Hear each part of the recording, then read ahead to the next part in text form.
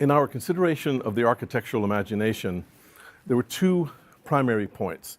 First of all, the imagination is productive. It constructs schema that from sense data that it presents to the understanding. So the imagination, which is part of the subjective realm, is productive. The imagination doesn't actually produce knowledge. It doesn't deal with concepts, but it sets us on the path to knowledge. Now, what we have there is a very powerful model for aesthetic experience. But there's a serious omission, and that is that on this model, architecture doesn't have a history. Aesthetics doesn't have a history. We owe the conceptualization and the model for a philosophy of art history to the German idealist philosopher Hegel. In aesthetic experience, we have to distinguish between aesthetic pleasure, let's say, and truth.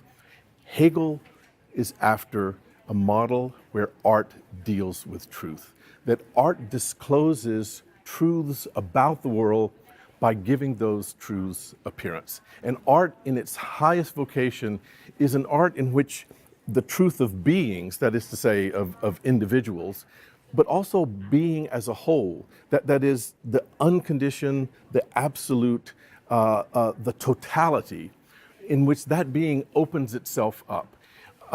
It appears, and its historical existence is made manifest through art.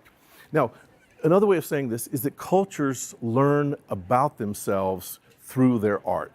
They learn about their objectives, they learn about how they function. Cultures represent themselves to themselves through their art. And what Hegel imagines is that all of the cultures through time and all of the epochs of art can be assembled together in this giant global mechanism. Hegel is a very systematic philosopher, and he wants a total system, a mechanism that gathers up all the cultures and all the epochs of art into a single, coherent, unified system. Now, the idea that architecture should be thought of as having a history is itself a historical accomplishment. Hegel, writing in the 19th century, earlier philosophers writing in the 18th century, they gave us the concept that architecture has a history.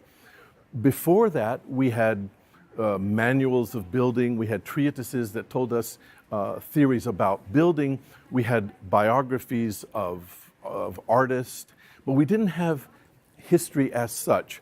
I mean, why should it be that architecture is in the flux of history? I mean, why don't we just have buildings and we refine how we make those buildings, and we keep making the same kind of building until we get the building as best that it can be? Why instead of that should we think that architecture has to progress, that architecture has to change? But more important, how can it be that architecture and art generally is involved with thought?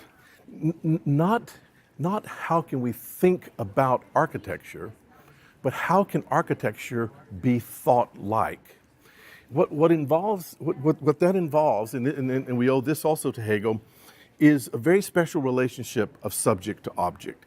In our earlier model, the subject was dominant. The subject is productive. The imagination is constructing its reality.